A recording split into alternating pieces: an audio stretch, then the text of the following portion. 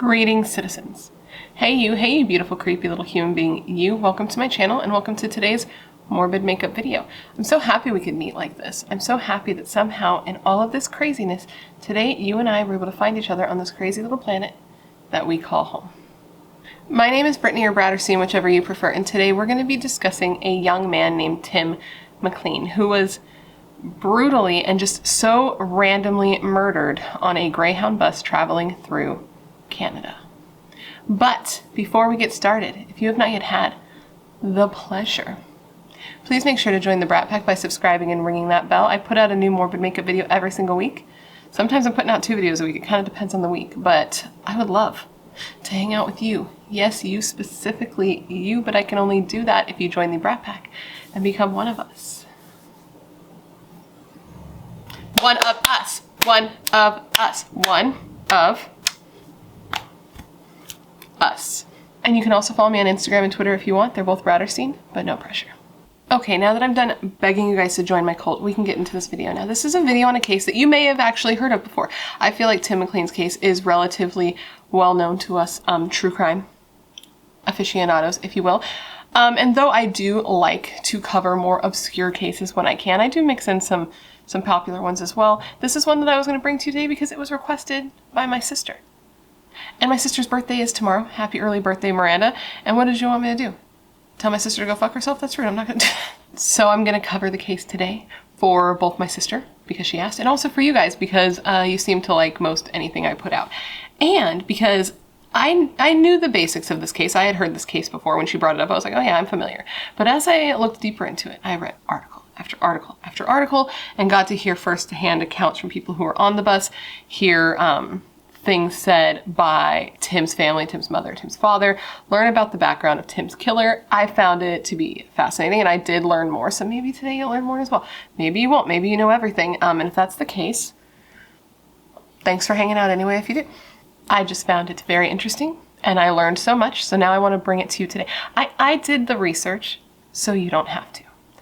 Now with that said, I'm going to be telling you that story today, and while I do, I'm going to be putting on a full face of makeup, hence the makeup in morbid makeup. Now, if that's not really your thing, that's cool. Thanks for hanging out this long. I hope you find a channel that presents this case in a way that you prefer. But if you're kind of on the fence, you're not sure how you feel, maybe stick around. You could be surprised by how much you like me.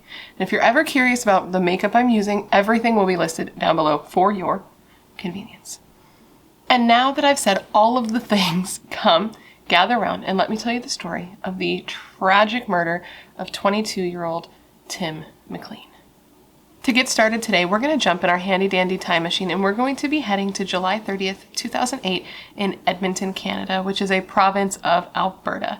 This is where a 22-year-old Timothy Richard Mclean Jr. was catching a bus from Edmonton to his hometown in Winnipeg, which is a province of Alberta. Now, Tim, he goes by Tim, Timothy, Tim, had been in Edmonton because he was working as a carnival barker, which I had never heard that term before, but I had heard the term carny, and that's essentially what Tim did for a living. He worked for the carnivals. He would go with said carnivals, and he would be the guy who would stand out front, and he would yell at you, and he would entice you, and he would try to get the meat in the prospective seats. Respective seats? Is it respective or prospective? He'd get your meats in the seats so you would watch the attractions and come to the carnival. That was his job. So he had been in Edmonton doing just that at a carnival. So anyways, Tim boarded the Greyhound bus 1170 to Winnipeg, and it headed down the Yellowhead Highway through Saskatchewan, and it was going to be a long trip, about 13 and a half hours, so no short trip. So he chose a seat and he nestled into a seat at the back of the bus near the bathroom and prepared for his long journey ahead. As is common with most bus trips, if you've never been on a bus before, because I know not everybody has, there are lots of stops along the way. It's not like one straight shot from location A to location B. So this bus had been driving along, making its usual stops for people to, new people to get on the bus, people to exit at their locations, people to have smoke breaks, etc., etc. And it was at this time, one of the stops they made was in a city called Auric, which was also in the province of Manitoba. And this was only about 3 hours away from Tim's home in Winnipeg. So at this point, he had already been on the bus at least 10 hours, and this doesn't count the stops that they made to pick up more people and to take their smoke breaks, things like that. So it was definitely longer than 10 hours, but at least 10 hours. Can you imagine how exhausted you would be after a 10-hour bus ride? I ride the bus 2 hours to work every day. I cannot even imagine. That would be hell? Hell, yeah. It was at this stop in Erickson that the bus picked up a new passenger. This was a man who appeared to be in his 40s, Asian Canadian. Remember where you are, Brittany. Remember where they are, Brittany. He appeared to be in his 40s. He had a shaved head and he was wearing sunglasses. And this man's name was Vincent Weiguang Li. So quickly, before we get into like the details of that day, I want to tell you who these two men were. Now, there isn't a ton of information out there on Tim or Vincent, but I am going to tell you what I was able to deduce based on all the articles I read and the interviews and give you an idea of who they were. So let's start, of course, with Tim. Timothy Richard McLean Jr. was born October 3rd, 1985 to parents Tim Sr., who clearly he was named after, and his mother Carol. And he was born in Victoria, British Columbia, and he was born into a big immediate and extended family with several siblings, cousins, aunts, uncles, grandparents. He had a lot of people in his life from the beginning who just adored him. He grew up in a smaller town about 40 minutes outside of the large city of Winnipeg, and it was called Elie, Manitoba, and this is where he lived when he was younger before settling down in Winnipeg, which is where he lived when he was tragically killed. Tim was a very active guy, a sports guy. He loved soccer, and he loved football, and he loved motorcycles. He generally just loved anything that would get him outside and into a little bit of trouble. Tim was seen as just a generally good person, a fun-time guy. I mean, he was a carny. I feel like that takes a very specific type of personality to be able to do and to be able to do well. And those who loved him said he could always bring out the best in people with his charm, and that he was a bit of a prankster, probably a bit of a pain in the ass, but in a good way, you know? At least that's how I picture him. His family didn't say that, I'm saying that. His family said that, quote, Tim's appetite was legendary, both for food and life, end quote. That he was just a guy who lived life to the fullest and could just never stand still. He was a man with wanderlust and just a vigor for life and seeing and experiencing the world around him. Tim's family said of him, and I quote, "From your first breath, you were loved beyond imagination. And although you were taken from us too quickly, we will never say goodbye. But for now, see you later." Ugh. Break my heart into a million pieces. Why don't you? Jesus Christ. That quote just like hit me right there, you know? Sad. Now let's talk about the man who tragically murdered Tim Mclean. And for literally no reason. If you haven't heard this case, it's gonna like blow your mind because it's incredibly tragic. It happened for no reason at all. And it's really scary to think about, to be honest with you. Vincent Weiguang Li, or Vince, as he was referred to by those who knew him, was born on April 30th, 1968 in Dandong, China, and he immigrated to Canada in 2001 before becoming a Canadian citizen in 2006.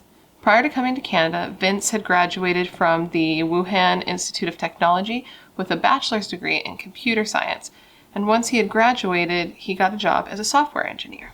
Vincent had issues with his mental health as long as he lived in Canada, and presumably before that as well, considering how serious his mental illness had become. Though I do know that it can be triggered later in life, I just imagine that he may have had some episodes in China as well, though I did not see that reported. It's just simply my speculation based on just how downhill things went. But anyway, Vince was briefly hospitalized in 2003 or 2004, it's reported as both, after he was picked up by Ontario Provincial Police, who found him walking along the highway, quote, following the sun, end quote, because he said that God told him to do so. Once in Canada, he met and married a woman named Anna, who later said that Vince used to just disappear for long periods of time. He would just randomly take unexplained bus trips and sometimes just rambled and talked to himself. She knew that he'd been hospitalized before, but during this time he did not seek medical attention for his mental illness. In Canada, he also got a job at the Grant Memorial Church in Winnipeg, and according to his employer, whose name was Pastor Tom Castor, Pastor Castor. Pastor Castor Troy, no. According to Pastor Castor, Vince was like really good at his job. He was a happy guy. There were no issues with him. There was a little bit of a language barrier between him and the people who actually went to the church, but that didn't seem to upset him. He was just like a friendly and nice guy who did his job and did his job well. Pastor Castor said of Vince, and I quote, "I think that he would occasionally feel frustrated by not being able to communicate or understand. But we have very patient staff members, and he seemed to respond well."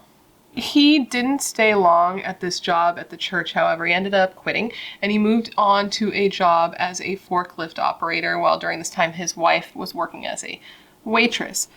And it was shortly after this that he made another big, life pivot when he decided he was gonna just go off to Edmonton. But he was gonna do so without telling his wife or bringing her along with him, so he just bailed on her out of nowhere. It was like, "Deuces, it's been fun. Don't call me, I'll call you." He ended up leaving Anna a note that just said, quote, "I'm gone. Don't look for me. I wish you were happy." Once Vince was out on his own, he got a couple of random jobs. He got a job at a Walmart, he got a job at a fast food place, and he ended up doing deliveries for a newspaper, I believe. And during this time, for the most part, again, things were uneventful. People said that he was a good employee, that he was reliable, he was respectful, he showed up on time. He was just like a good person to work with. There was only one real noteworthy issue that came, and it came about a month before the fateful bus ride that brings us here today. And Vince was working at Walmart, and he got into a disagreement with some coworkers that resulted in him being fired. I couldn't find specifics on what happened, what this disagreement was, but it was bad enough that he got fired. And this was right before the bus ride happened. And this was the only noteworthy even issue that I found at all regarding Vince in any of his former life prior to the incident that brought us here today.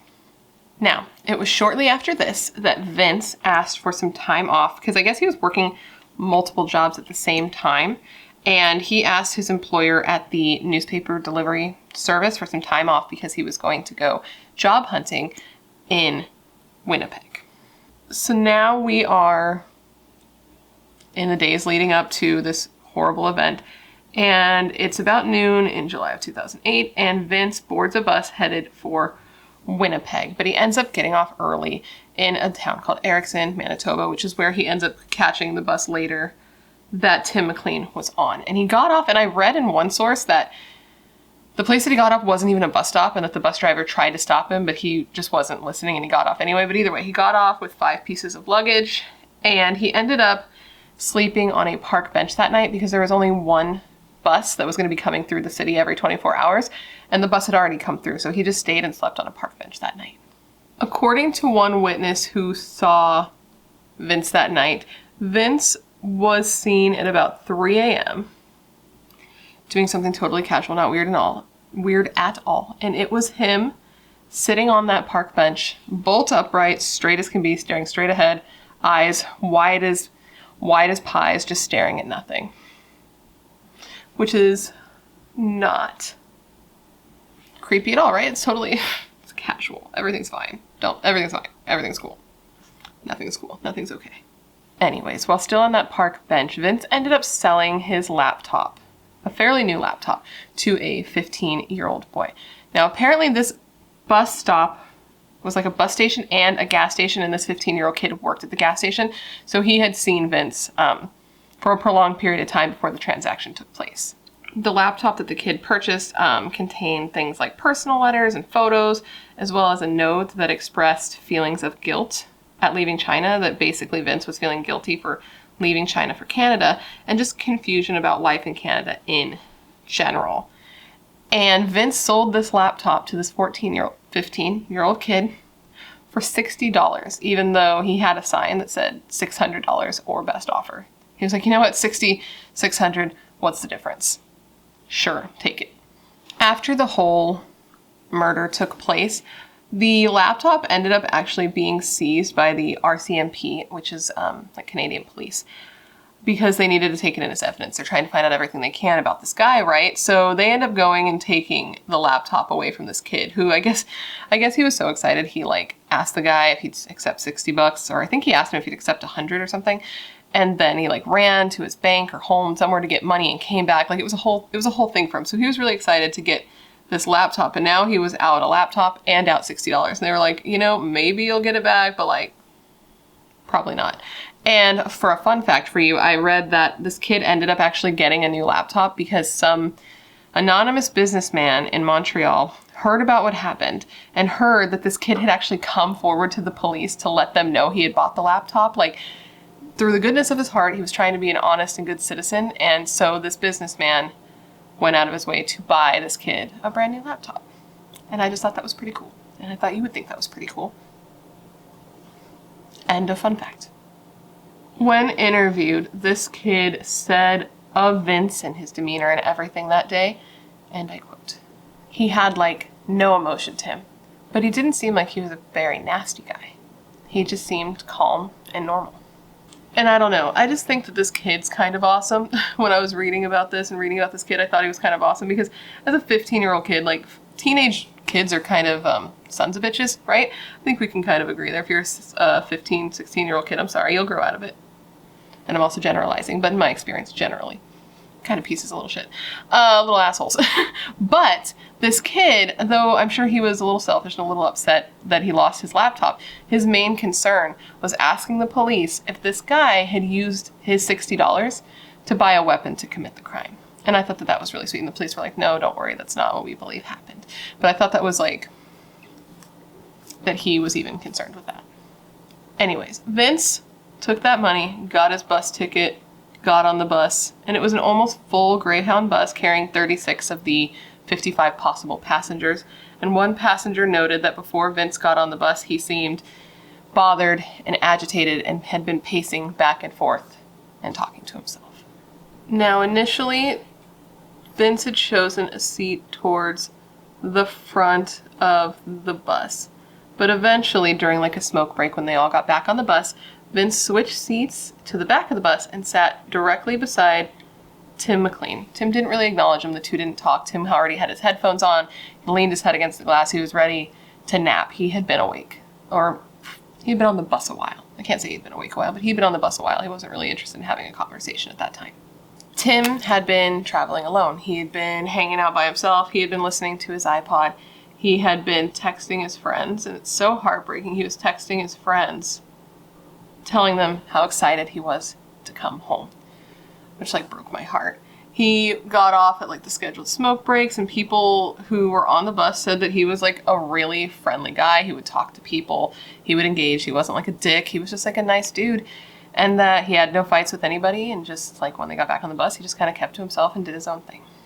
Now, I'm not sure exactly how long Vince and Tim had been sitting next to each other before things went off the rails. But boy, did they go off the fucking rails. I read that it was anywhere from a half an hour to an hour. But witnesses reported that out of nowhere, for no reason, Vince pulled out a large knife. It was described as a Rambo knife, big ass knife, and just started stabbing Tim in the neck and in the chest. And Tim had no chance at all to defend himself or to do anything to stop what was happening to him because he had been asleep at the time that the attack started. When this attack broke out, the whole bus turned into an absolute circus. As I'm sure you can imagine, one man ran to the front of the bus and like told the bus driver what was happening so he could pull over to the side of the road. Some people just like ran immediately off the bus. Some people sat frozen in their seats. One woman I read who was sitting near where the attack was happening in the back of the bus took her toddler and threw her toddler over several seats to get the baby to safety and away from what was happening. Eventually, though, everyone did snap out of being shocked and, you know, whatever they were thinking at that time, and everybody did get off the bus and nobody else was seriously injured during this whole attack. At one point during the attack, once everyone had gotten off the bus, Vince actually tried to get off the bus. He came down to where the bus doors were, but the bus driver, like, closed the door so he couldn't get out. But Vince had already, like, stuck his arm out with the knife and was, like, waving it at people through the closed bus doors. which sounds like an actual horror movie to me. But eventually he gave up and he pulled his arm back through, and then he went back over to Tim and continued to like stab and cut up his body. Like he did a lot. He did a lot. And at one point, some people who were off the bus while this was happening kind of like came to their senses and realized like we need to try to do something. So it was two guys that got back on the bus, a bus driver of another bus and a truck driver, both of which had seen the commotion and had pulled over to offer their assistance. So these two guys were like, fuck, like we need to get on and help this man who's being attacked. So they arm up with, I believe, a hammer and a crowbar that the truck driver had with him. And they get on the bus to try to help Tim. But at this point, Vince is wild and he's slashing the knife at them. And they're like, bro, you need to calm down. They're trying to like de-escalate the situation. And then Vince ends up turning his attention back to Tim and just keeps stabbing him over and over. And at one point, he just says quietly and calmly to the two men, "Get emergency." And so they were like, fuck this. And they get off the bus because they've realized at this point, there is no saving Tim. Like there was too much damage done to him at this point.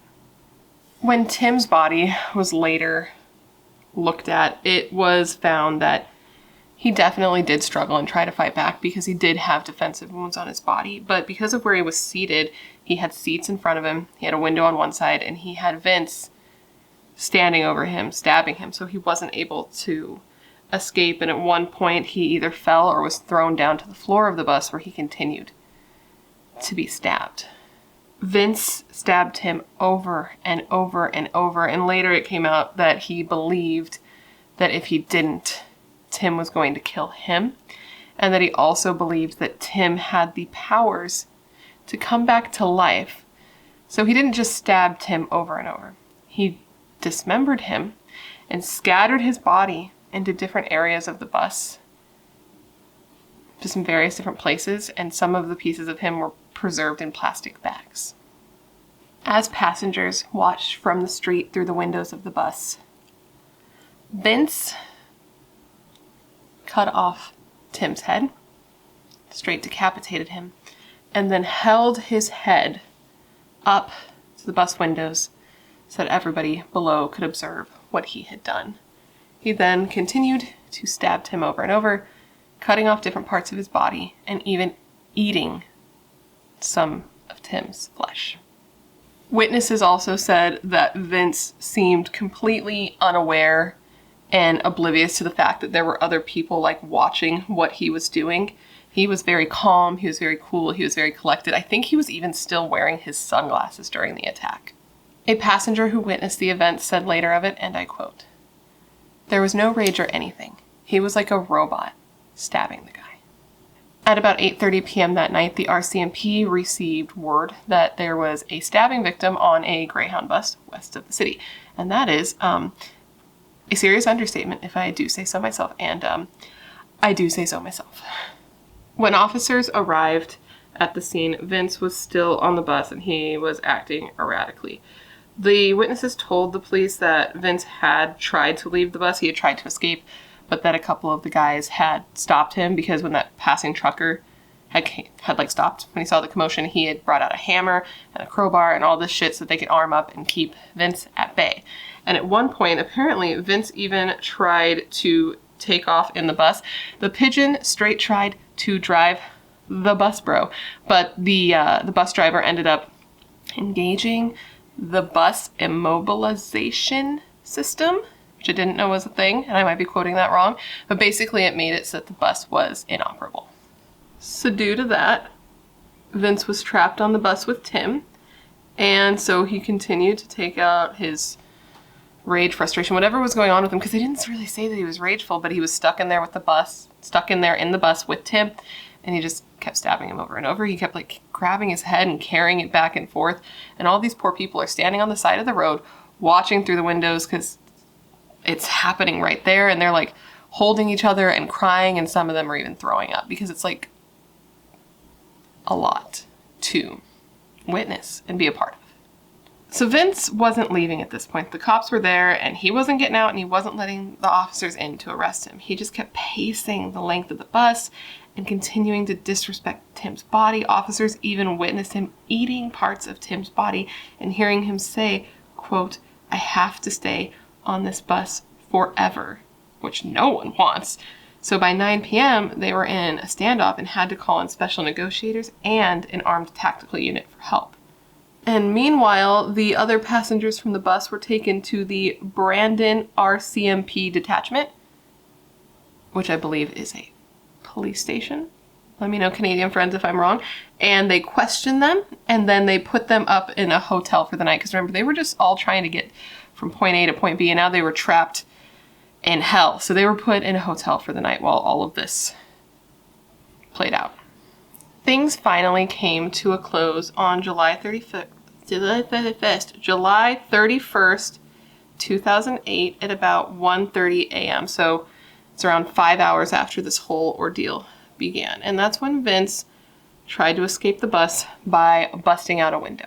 So he broke the window, he threw out some of his personal items, he threw out the knife, and then he jumped head first out of the bus window, straight swan dived out of the window, landing on the knife.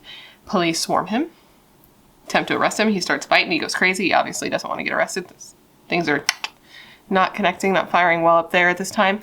And he ends up getting tased several times before being arrested and put in the back of a police cruiser. When searching the bus, police found various parts of Tim's body in plastic bags, as I said, scattered around the bus. They also found his ears, his nose, and his tongue inside Vince's pocket. And part of his heart and his eyes were never recovered because it's believed that Vince ate them. I upload this video at like 6 a.m. and I know some of you guys watch it at 6 a.m. So like, is that not like a lot of information in the morning? Have you even had your coffee yet? Jesus crust. So, in case you're wondering about the passengers who were taken off the bus at 10 a.m. the next day, Greyhound representatives took these people to the store to buy them some new clothes to replace the clothes that were on the bus because this bus was now a crime scene. And they then transported these people back to Winnipeg, which is where they were heading. Now, I couldn't find out how they transported them, but I really wanted to because I was wondering, did they like put them on another bus? Can you imagine getting on another bus after that? Because I literally cannot imagine that. But they were just like sent home to go about their lives, I guess, as best as they can, though I don't know how you could, because a lot of these people were just totally fucked up and traumatized by what they saw. Because though, could they, in theory, have looked away? Yeah, but a lot of people didn't, and it's kind of like how human beings as a species always want to see the super morbid shit, morbid makeup, the super morbid shit, like when you drive by a car wreck and everyone slows down and you have to stop and look because you want to see. And that's what these people did, and what they saw was one of the worst things you could ever see.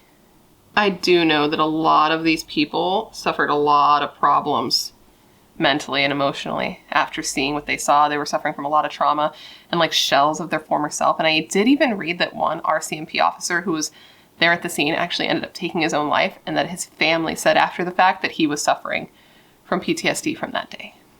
A couple of bus passengers even ended up filing a lawsuit against Greyhound buses, Vince Lee, the RCMP, and the government of Canada for subjecting them to the horrible murder of Tim Mclean. There were two women, Deborah Tucker and Kaylee Shaw, who tried to get $3 million in damages for the trauma they experienced that day and what they witnessed. The women were claiming that the company did not provide adequate protection or security on its buses, and due to this horrible thing they saw, they were left with anxiety, depression, and PTSD. I did end up seeing that these women ended up dropping the lawsuit. I didn't see if anyone else was involved in the lawsuit or if it was successful, but I just thought it was worth mentioning that the Where Are They Now segment. I mean, where were they then? Because this was a couple years ago, but you know what I mean. Anyways, back to that day and Vince and everything and Tim. When Vince was arrested that day, he had blood all over him. His face was smeared with blood, and he was surprisingly polite and apologetic. He kept telling the officers he was sorry, and he was begging them to take his life. And he said to them, quote, "I'm sorry. I'm guilty. Please kill me." At the time that he was arrested and sent to trial, he was suffering from some pretty serious hallucinations. He was hearing voices. He said it was only a matter of time before God killed him. This is what he believed was going to happen to him. And so he was put on some pretty heavy antipsychotic medication. So when Vince was brought into the court and charged with second-degree murder, he just kind of sat quietly, and the only thing he was reported saying was to anyone who was near him and would listen, he was just begging them to kill him.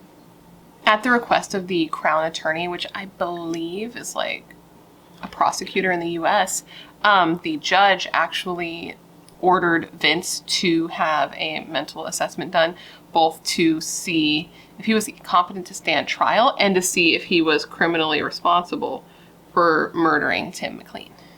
Vince ended up meeting with a forensic psychiatrist named Dr. Stanley Yaron for 19 court-ordered assessment interviews to see if Vince was in fact fit to stand trial and to see if he could even be considered criminally responsible for what he did in light of his brain being all types of scrambled eggs, quite frankly.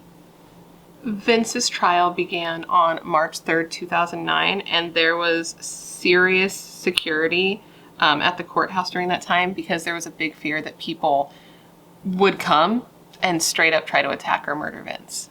Vince ended up claiming, his plea was that he was not guilty because at the time he was not criminally responsible because he had been having a psychotic break when he killed Tim.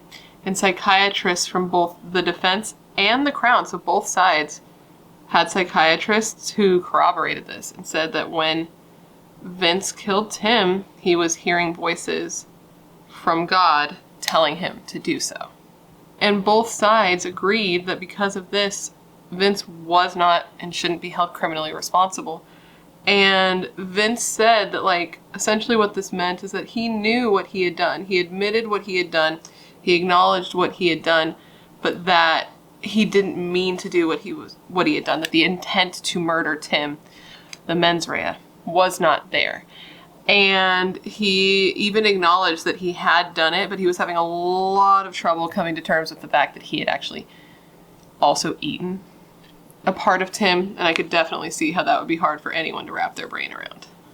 Tim's friends and family were at this hearing, obviously, and they were wearing t-shirts with pictures of Tim on the front, and they just sat and they sobbed as they heard, the whole case, heard all the details of the case, and then heard what both sides were saying about the man who did this to Tim. One of the psychiatrists said that essentially Vince had been sitting on the bus when he started hearing voices from God telling him that he had to kill Tim. He had to kill Tim right then, or he himself would die. And in a later interview, Vince said of this time and this murder and what he did, and I quote, "The voice told me that I was the third story of the Bible, that I was like the second coming of Jesus, and that I was to save people from a space alien attack." He continued stating, "I was really scared. I remember cutting off his head. I believed he was an alien. The voices told me to kill him, that he would kill me or others. I do not believe this now."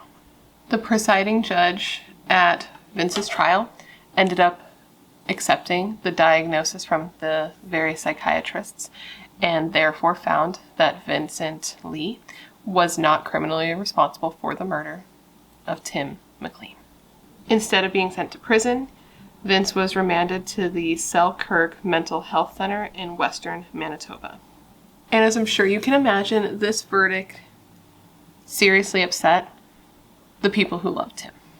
Tim's mother, Carol, said of the verdict, and I quote, "He should be held responsible for it. He still did it. Whether he was in the right frame of mind or not, he still did the act. There was nobody else on that bus holding a knife and slicing up my child." Tim's father said the fact that Vince could receive counseling, receive medication, and at some point be released back into the world after doing such a fucking horrifying thing, just like blew his mind. It was really hard for him to wrap his mind around. And he ended up saying of this, and I quote, "I have a fear that he may get out one day. My fear is that Vincent Lee may get out and be released into the public one day. I fear for the public. This should not have happened." His dad, which is like a little fact that's not really prevalent to the case, but something that I found very sweet, he actually got a tattoo of Tim across his chest in remembrance of his son. And I just thought that that was a really sweet and beautiful way to honor his lost child. And you guys know I like tattoos, so that definitely caught my eye, especially because portraits are such a this is like a whole nother thing off, but portraits are not like a super easy thing to do. So I didn't see the tattoo. I'm gonna look for it and see if I can find some photos to post for you, because portraits are really hard to do. And I don't actually know much about the Canadian tattoo industry and like what their artists are like out there. I know that a lot of artists in other countries are just like beautiful. Anytime, if it's not my husband, that I see like a tattoo that I'm like, ugh, I really want that. And then I look where the artist's based, I'm like, overseas, okay, great, cool. Anyway, the Crown Attorney said after hearing the verdict, and I quote, "Mr. Lee is a schizophrenic. Mr. Lee, in my opinion, and in the opinion of the psychiatrist, had no idea what he was doing was wrong. People who are mentally ill should not be convicted when they don't know what they did was wrong. They need to be treated. I certainly agree that in Mr. Lee's case, he needs to be treated for a very long time." And it's very interesting to me, because you don't see a lot of cases like this where like both the prosecution and defense just agree that this person was mentally unstable. I think I've only covered one other case where that was the case. I think that was Isabella Guzman, the girl. If you haven't seen that video, I'll link it. But that killed her mother and then like went on to make the TikTok girl. So it's very interesting to see like what he must have been real off for both sides to agree. You know what I mean? It's just a note that I don't come upon this type of ruling very often. So initially, Vince was kept inside a like locked wing 24 hours a day at the Selkirk Mental Hospital where he was sent. But each year when the review boards would have meetings about him, he would start getting granted more and more freedoms. On February 10th, 2017, the Manitoba Criminal Code Review Board ordered Vince Lee to be discharged. He was granted an absolute discharge, and there would be no legal obligations or restrictions pertaining to Vince's independent living, and he changed his name to Will Baker.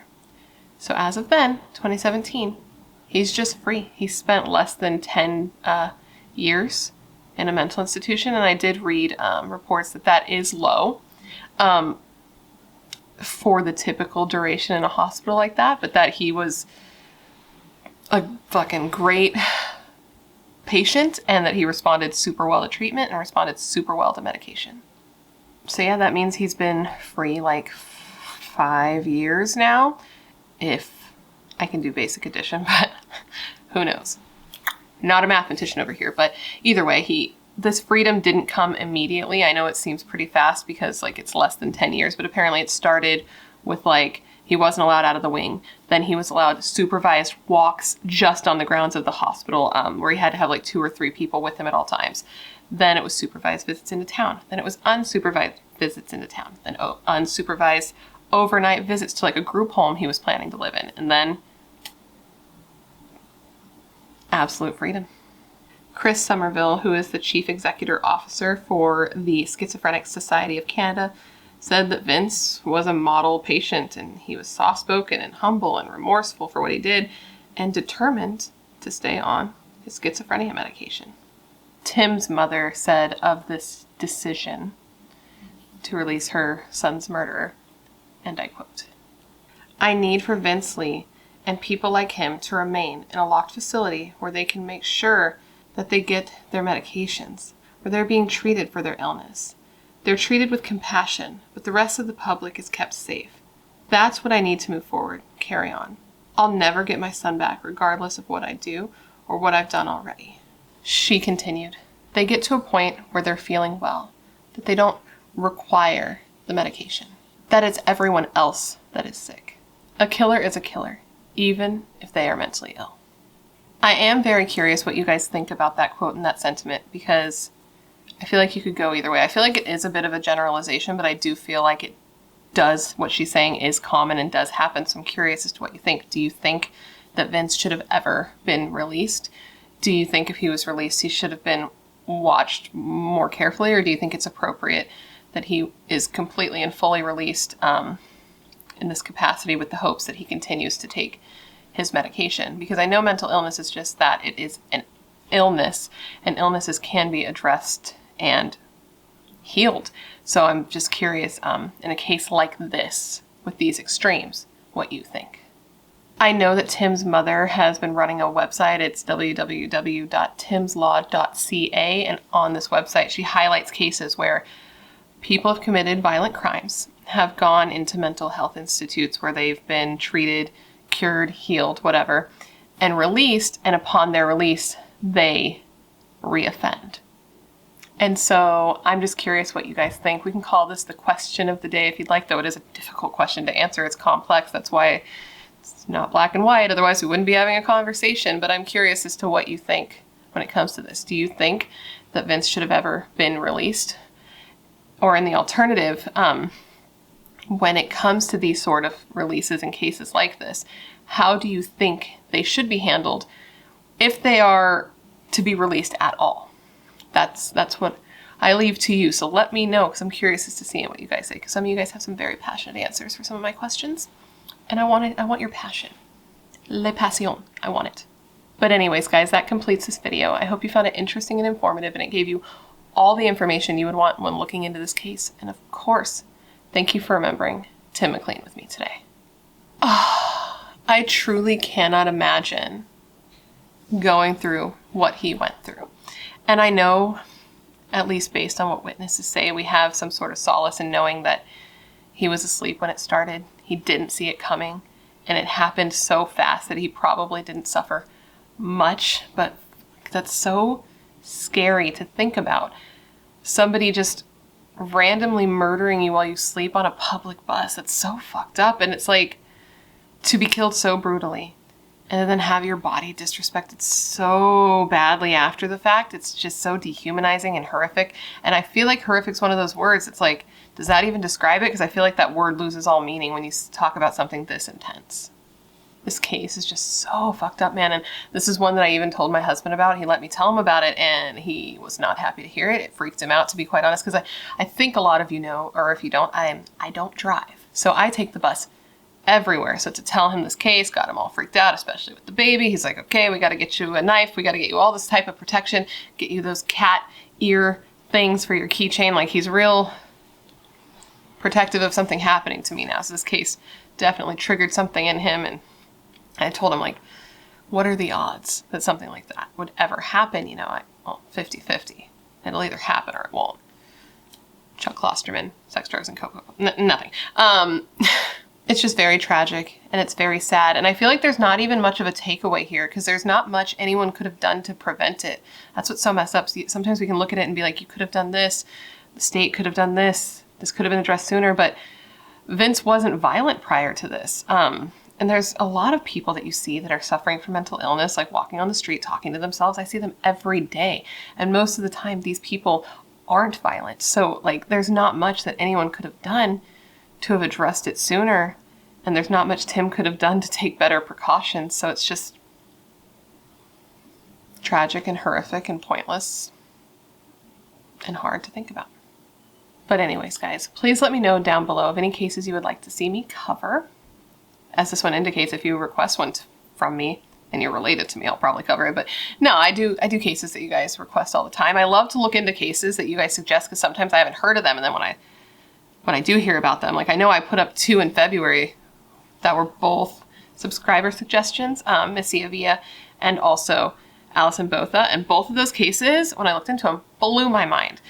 And I shouldn't be surprised because I know you're filled with good taste and good ideas. Otherwise, you would not be here.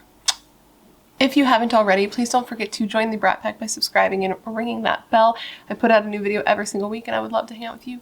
Yes, you, specifically you. And if you want to hang out more consistently, you can check down in the description box. I have all my social media listed down there.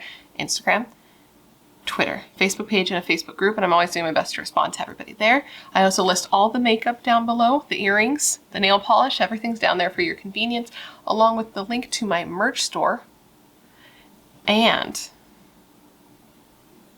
I don't know for sure because I'm pre-filming a little bit, but I'm supposed to have a new merch shirt item drop April 1st, because it's kind of going to be a little bit of a joke between us.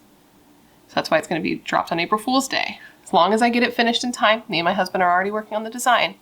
Make sure to check back because there may be a new shirt as an inside joke with me and you come April 1st, which is just in a couple days from when you're watching this. That's all I'm saying.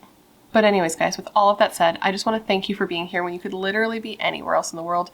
That is tight. You are tight. Please stay safe and be a better person than you were yesterday. And I hope to see you in my next video. Bye.